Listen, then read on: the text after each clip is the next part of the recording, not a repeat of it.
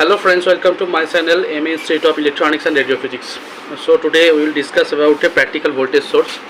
আমরা আগের যে ক্লাসে আলোচনা করেছিলাম যে ideal voltage source, ideal current source and different types of আমাদের যে ওয়েভফর্ম আছে সেটা AC and DC, square wave, sine waves, triangle wave and sawtooth, বিভিন্ন রকমের যে আমাদের ওয়েভফর্মগুলো রয়েছে সেই ওয়েভফর্মগুলোর বিষয়ে আমরা কথা বলেছিলাম।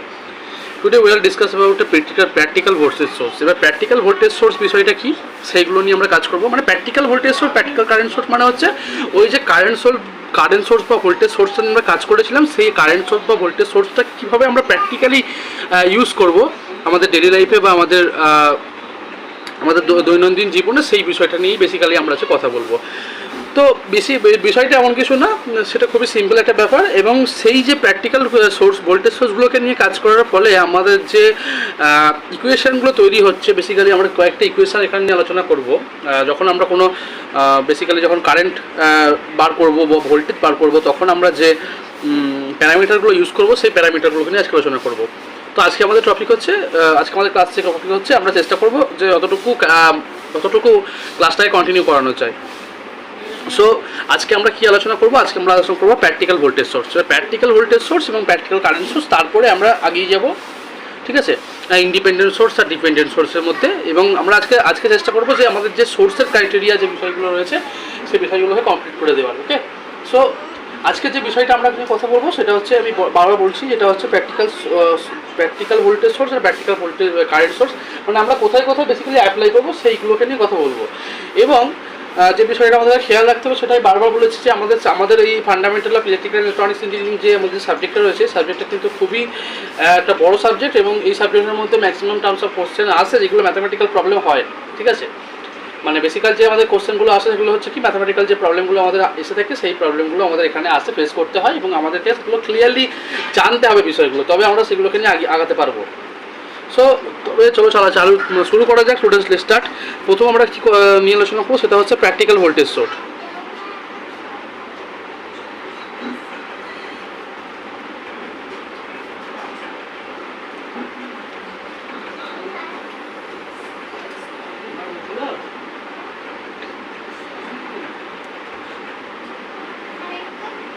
ঠিক আছে, প্র্যাকটিক্যাল ভোল্টেজ সোর্স। এবার এই প্র্যাকটিক্যাল ভোল্টেজ সোর্সটা নিয়ে আমরা যা আলোচনা করছি বেসিক্যালি এখানে, সেটা হচ্ছে কি, সেটা দেখবো আমরা। তো প্র্যাকটিক্যাল ভোল্টেজ সোর্স এখানে আমরা একটা প্যারামিটার ইউজ করবো। সেটা কি, ধরলাম যে এই যে আমাদের যে প্র্যাকটিক্যাল ভোল্টেজ সোর্সটা আছে, ধরলাম একটা পয়েন্ট, এখানে দুটো পয়েন্ট আমি নিচ্ছি যার নাম দিচ্ছি এ, ঠিক আছে। এই যে এ পয়েন্ট থেকে বেসিক্যালি আমরা একটা এখানে রেজিস্ট্যান্স ব্যবহার করলাম, ঠিক আছে, কারেন্টটাকে লিমিট করার জন্য। এবং এখানে একটা আমরা অ্যারো দিচ্ছি বেসিক্যালি, ঠিক আছে, ওদিকে একটা অ্যারো ইউজ করছি।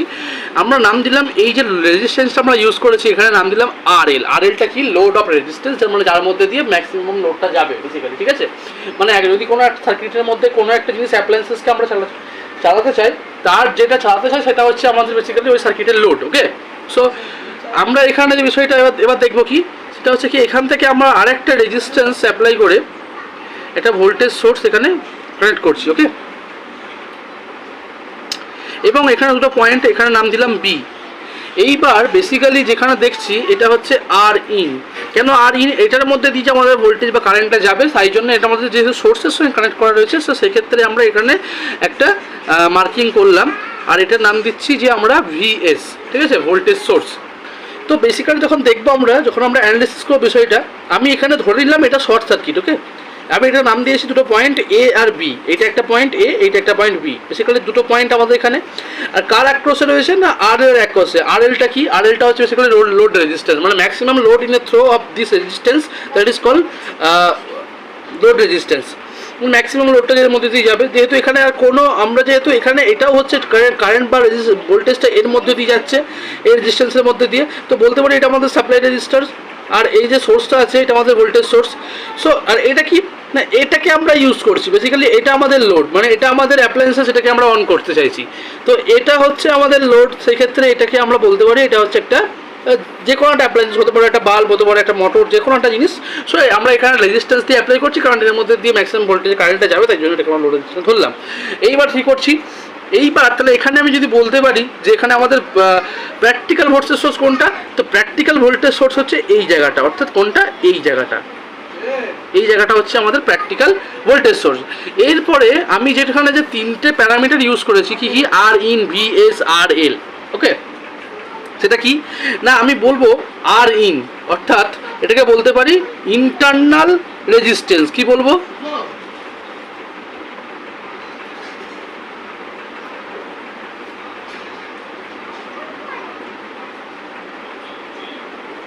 এটা কি ইন্টারনাল রেজিস্ট্যান্স আর ইন। এরপর আছে কি ভিএস, ভিএসটা কি ইন্টারনাল ভোল্টেজ, আইভি নাম দিলাম ইন্টারনাল ভোল্টেজ। আর আর এল আমি আগেই বলেছি আর এল, আর এলটা বেসিক্যালি লোড রেজিস্ট্যান্স, ঠিক আছে, বেসিক্যালি কি লোড রেজিস্ট্যান্স।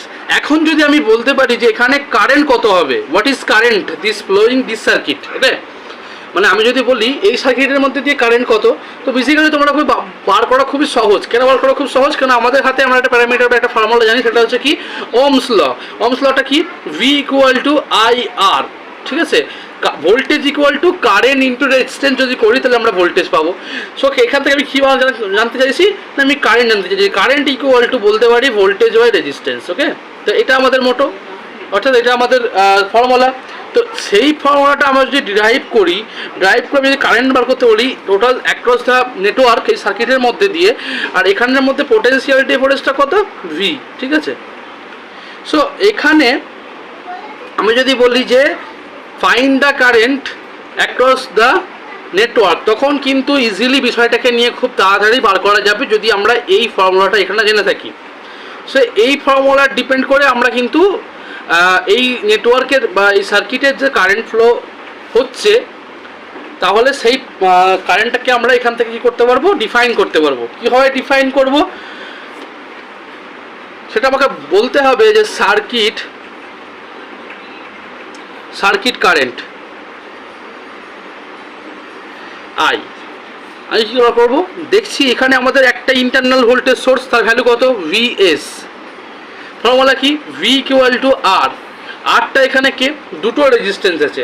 কেন দুটো রেজিস্ট্যান্স আছে, যেহেতু আমাদের লোড রেজিস্ট্যান্স আর এল আছে, তার একটা রেজিস্টিভিটি, এবং যেটা ইন্টারনাল রেজিস্ট্যান্স এর মধ্যে দিয়েও কিছু কারেন্ট যাবে, কিছু কারেন্ট এ বাধা দেবে, আর এও কিছু কারেন্ট বাধা দেবে। এক্ষেত্রে দুটো রেজিস্ট্যান্সের সাম, মানে internal resistance and load resistance sum করলে আমরা বেসিক্যালি টোটাল রেজিস্ট্যান্সটা পাবো এখান থেকে।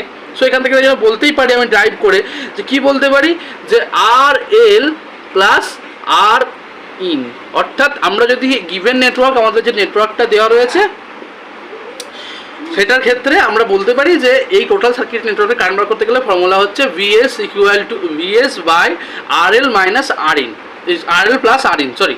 এরপরে কি আসছে, এরপর আমাকে যদি বলা হয় যে দ্য টার্মিনাল ভোল্টেজ কত, টার্মিনাল ভোল্টেজ বলতে কোনটা, বেসিক্যালি এ একটা টার্মিনাল আর বি একটা টার্মিনাল, দুটো টার্মিনাল। এখন যদি আমাকে বলা হয় যে টার্মিনাল ভোল্টেজ কত, ঠিক আছে, আমি এখানে একটুখানি নোট করছি,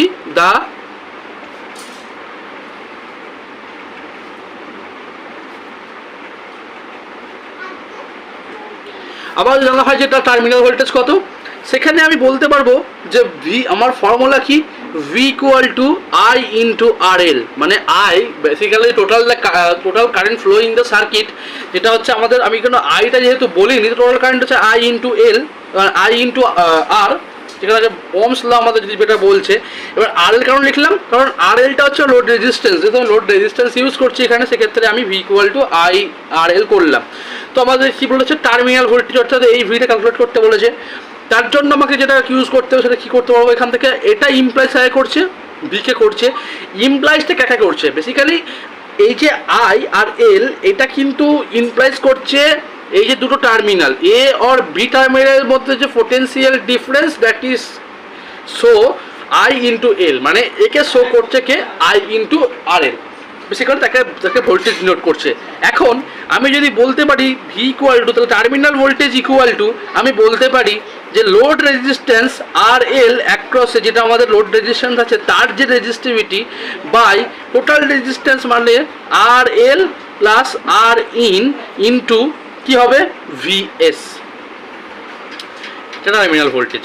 টোটাল রেজিস্ট্যান্সের টোটাল মানে load resistance divided by total internal resistance and load resistance, এটা কি হচ্ছে ডিভাইডেড সাম হয়ে গেছে, তার সঙ্গে কে মাল্টিপ্লাই হচ্ছে না ভিএস ইন্টারনাল ভোল্টেজ সোর্স এখানে অ্যাপ্লাই হচ্ছে। তাহলে ফাইনাল আমাদের ইকুয়েশনটা কি দাঁড়াচ্ছে, আমাদের এখানে যদি বলে ইন্টারনাল ভোল্টেজ বার করার জন্য internal voltage calculate into terminal, তখন আমরা কোনো নেটওয়ার্কের ক্ষেত্রে গিভেন নেটওয়ার্কের ক্ষেত্রে আমরা কোন ফর্মুলাটা অ্যাপ্লাই করবো, তাহলে এইটাকে টোটাল অ্যাপ্লাই করতে পারবো যে RL প্লাস RIN ইন্টু ভিএসটা আমি বলে দিয়েছি ইন্টারনাল ভোল্টেজ সোর্স কোথায় না সার্কিটের মধ্যে যে ইন্টারনাল ভোল্টেজ সোর্সটা আছে। তাহলে আশা করছি এই বিষয়টা আমাদের একটা ক্লিয়ার হলো যে আমরা বেসিক্যালি এইটুকুই মোটো আমাদের যে এই ফর্মুলাগুলোকে অ্যাপ্লাই করে আমাদেরকে বলতেই পারে কোনো একটা ম্যাথমেটিক্যাল প্রবলেম। তাহলে প্র্যাকটিক্যাল ভোল্টেজ সোর্সটা আমাদের ক্লিয়ার। এরপরে আমরা যে বিষয়টা আলোচনা করবো সেটা হচ্ছে প্র্যাকটিক্যাল কারেন্ট সোর্স। কি প্র্যাকটিক্যাল,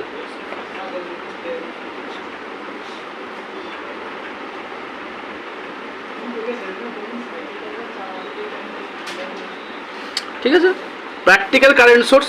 বেসিক্যালি প্র্যাকটিক্যাল কারেন্ট সোর্সের যখন আমরা করব আমাদের কি করতে হবে, সেই নেটওয়ার্কের কারেন্টটাকে আমাদের মেজার করতে হবে, যেটা খুবই একটা সহজ ব্যাপার যে আমরা যদি কারেন্টটা মেজার করি তাহলে কোনো সার্কিটের মধ্যে দিয়ে আমরা লোড দিলাম, তার মধ্যে দিয়ে একরকম আমরা কারেন্টটা ব্যবহার করবো সেই কারেন্টটা। এইবার এখানে যে বিষয়টা আমরা ডিনোট করবো সেটা হচ্ছে প্র্যাকটিক্যাল কারেন্ট সোর্সটা কীভাবে করবো। ধরলাম একটা ভোল্টেজ সোর্স আমি এখানে ভি অ্যাপ্লাই করছি, ওকে, সেখান থেকে কী করলাম না প্যারালাল একটা রেজিস্ট্যান্স ইউজ করছি। কেন ইউজ করছি প্যারালাল রেজিস্ট্যান্স, যখন আমার কাছে বেশি কারেন্ট হয়ে যাবে যাতে কারেন্ট সোর্সটাকে নষ্ট না করতে পারে, সেই ক্ষেত্রে আমি এখানে একটা লিমিটেশন অফ কারেন্ট অ্যাপ্লাই করার কারণে আমি এখানে কী করছি না আমি অ্যাপ্লাই করছি কি, এইবার আমাদের মোটো কি ফর্মুলা হচ্ছে ভি ইকুয়াল টু আই আর। যদি আমাদের আই ইন্টু আর যদি মাল্টিপ্লাই থাকে তবে আমরা ভোল্টেজ পাবো। সেই জন্য আমরা এটাকে এমনভাবে ডিজাইন করলাম যে আমি বলতে পারবো সহজে যে এই দুটোকে প্যারালালে ডিজাইন করেছি। এই কারণে আই ইন্টু আর আমাদের একটা ফরম্যাট আসছে এই জায়গাটাতে, ঠিক আছে। এইবার শর্ট সার্কিট কারেন্ট যদি আমি বলি এখানে, তো শর্ট সার্কিট কোনটা, যদি শর্ট সার্কিট কারেন্ট সেটা আমি বলতে পারি যে আইএস ইকুয়াল টু আইএসসি, ঠিক আছে, আইএস ইকুয়াল টু আইএসসি। এই যে আইএসসি বা আইএসসি কারেন্ট সোর্সে একটা কারেন্ট আছে ইন্টারনাল কারেন্ট সোর্স, যেহেতু আর একটা আইএস মানে কোনটা, যেটা ইন্টারনাল কারেন্ট সোর্স, আরটা হচ্ছে আইএসসি মানে হচ্ছে internal short circuit current. ISC মানে হচ্ছে ইন্টারনাল শর্ট সার্কিট কারেন্ট। তাহলে বেসিক্যালি আমি যদি বলতে পারি শর্ট সার্কিট কারেন্ট যদি বলতে পারি, এখানে বলে যদি শর্ট সার্কিট কারেন্ট কত, অর্থাৎ শর্ট সার্কিট কারেন্টটা হচ্ছে এটা যে শর্ট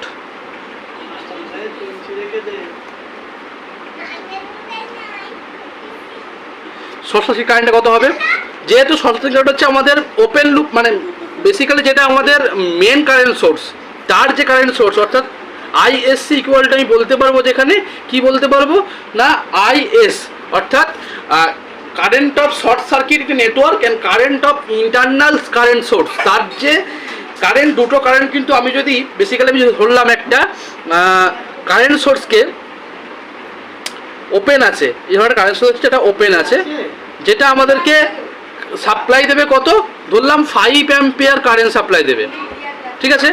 এখন যদি আমি এটা কমপ্লিট করে দিই, কারেন্ট কমপ্লিট করে দিই, তাহলে এই যে 5 অ্যাম্পিয়ারটা যদি এইখানে আমি যা পাবো এই দুটো টার্মিনালে এ আর বি, আর সি আর ডি টার্মিনালে পুরোটা একই পাবো। তাহলে এই যে ওই কারণে বললাম যে short circuit current source, short circuit current আর হচ্ছে কারেন্ট সোর্সের কারেন্ট দুটো সেম। এটা ক্লিয়ার হয়েছে আশা করছি।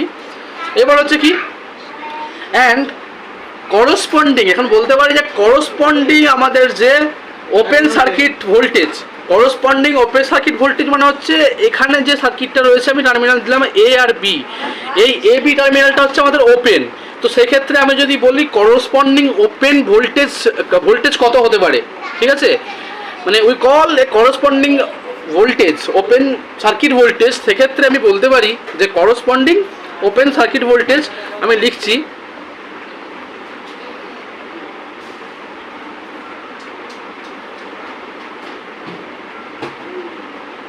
করসপন্ডিং ওপেন সার্কিট ভোল্টেজ কী হবে, ভিওসি, অর্থাৎ ভিওসি মানে আমি এটার নাম দিলাম ভিওসি, ওপেন সার্কিট যেহেতু এটা ওপেন আছে, এ আর বি টার্মিনাল ওপেন, এখানে আমি ভিওসি বলতে পারি টোটাল কারেন্ট সোর্সের কারেন্ট কত, আইএস ইন্টু রেজিস্ট্যান্স কত, আর ইন। এক্ষেত্রে আমি বলতে পারি খুব সহজে যে আমাদের ওপেন সার্কিট ভোল্টেজ হচ্ছে VOC equal to IS into I in, that is call corresponding voltage open circuit. Okay, মানে আমাদের যে ওপেন সার্কিটটা রয়েছে তার যে করসপন্ডিং ওপেন ভোল্টেজ একটা পাওয়া যাবে, মানে সার্কিটটা ক্লোজ না, ওপেন মানে হচ্ছে মুক্ত বর্তনী। এই মুক্ত বর্তনীর ক্ষেত্রে আমাদের যে ভোল্টেজটা, সেই ভোল্টেজটা কি করবে, ডিফাইন করবে কাকে না, এই যে ওপেন সার্কিটকে ডিফাইন করবে এখানে। তো সেক্ষেত্রে আমি এটাকে ক্লিয়ারলি এখানে বলতে পারি। এরপরে কি আছে, তাহলে আমাদের যে ওপেন সার্কিট এবং আমাদের যে প্র্যাকটিক্যাল ভোল্টেজ সোর্স আর প্র্যাকটিক্যাল কারেন্ট সোর্সের কনসেপ্টটা এতটুকুই, এর থেকে আর খুব একটা যে ডিফিকাল্ট এমন কিছু ব্যাপার না। আর যদিও কোনো দিন ওপেন সার্কিট ভোল্টেজ সার্কিট দেয় ম্যাথামেটিক্যাল প্রবলেম, তাহলে সেই বিষয়টাকে নিয়ে ঘাবড়ানোর কোনো ব্যাপার না। যদি আমাকে বলে যে টার্মিনাল ভোল্টেজ, তাহলে মানে টার্মিনাল ভোল্টেজ কোনটা যখন বার করবো, মানে ভোল্টেজ সোর্সের ক্ষেত্রে, তখন আমরা এইখানে আমরা যে ফর্মুলাটা ইউজ করছি সেটা বার করবো। আর যদি সার্কিটের কারেন্ট বার করতে পারবো, তার ক্ষেত্রে আমরা এই ফর্মুলাটা ব্যবহার করে আমাদের যে কাজটা সেটা আমরা চালাতে পারবো। এখন আমরা যে বিষয়টা নিয়ে আলোচনা করবো নেক্সট টপিক, সেটা হচ্ছে independent and dependent voltage source. ঠিক আছে, ইন্ডিপেন্ডেন্ট মানে কথা বোঝায় যে স্বাধীন ভোল্টেজ সোর্স কোনটা হবে, আর একটা হচ্ছে পরাধীন ভোল্টেজ সোর্স, মানে একটা ডিপেন্ড করবে কোনো একটা স্পেশাল কন্ডিশনের জন্য, যে কন্ডিশনের জন্য আমরা একটা ভোল্টেজ বা একটা কারেন্ট পাবো। সেম মোটো ভোল্টেজ সোর্সের ক্ষেত্রেও তাই এবং কারেন্ট সোর্সের ক্ষেত্রেও তাই। যখন আমরা একটা ডিপেন্ডেন্ট, মানে হচ্ছে আমরা বলি না কারোর উপর ডিপেন্ড করে আছি, মানে ডিপেন্ড কার উপর করে আছি, যদি সেই ব্যক্তি হলো তোমাকে বললো একজন কেউ এসে যে ভাই কালকে তোমাকে আমি মেলায় ঘুরতে নিয়ে যাবো, বেসিক্যালি তো তুমি তাহলে যেহেতু তোমার যাওয়ার কোনো যেহেতু রাস্তা নেই, সেক্ষেত্রে তোমাকে ও যতক্ষণ না আসছে তোমাকে ততক্ষণ কী করতে হবে, হোল্ড করতে হবে। তোমাকে যে লোকেশানটা দিয়েছে সেই লোকেশানে হোল্ড করতে হবে। এইবার হোল্ড তুমি করলে, এবার যতক্ষণ না ও আসছে কী করতে হবে, তোমাকে দাঁড়াতে হবে, তারপরে ও আসার পর তোমাকে যেতে হবে। বেসিক্যালি সেটাই হলো তুমি সেই ব্যক্তি বা তোমার বন্ধু বা তুমি যার যে তোমাকে বলেছে, তুমি তার ওপর ডিপেন্ড করে দাঁড়িয়ে রইলে। তুমি স্বাধীন না, তুমি এই সময়টুকুর জন্য পরাধীন। কেন পরাধীন? কারণ তুমি তো যেতে পারছো না, সে যতক্ষণ না আসছে তুমি এটাকে ক্লিয়ার করে যেতে পারছো না, সেই জন্য তুমি এই জায়গাটাই পরাধীন বেসিক্যালি। তো সেটা কিছুই না। সেরকম ভোল্টেজ সোর্স আর কারেন্ট সোর্সের কিছু কন্ডিশান আছে, স্পেশাল কন্ডিশান, যেটার উপর ডিপেন্ড করে সে ভোল্টেজ সোর্সটা বা কারেন্ট সোর্সটা কী হবে, সেটা ডিপেন্ড করবে না ইনডিপেন্ডেন্ট, সেই বিষয়টাকে নিয়ে আজকে আলোচনা করবো। বেসিক্যালি এই এতটুকুই, এখানে আর কিছু সেরকম কিছু নেই। ঠিক আছে, যেমন কারেন্ট কখন ফ্লো হবে না, যতক্ষণ না সার্কিটটা কমপ্লিট হচ্ছে। যদি একটা সার্কিটের মধ্যে ওপেন করে রাখি কোনো লুপটাকে আমি, তার মধ্যে থেকে অবভিয়াসলি কারেন্ট ফ্লো হবে না, তার মানে কারেন্ট জিরো। সেখানে তাই সেটাই বলতে চাইছে।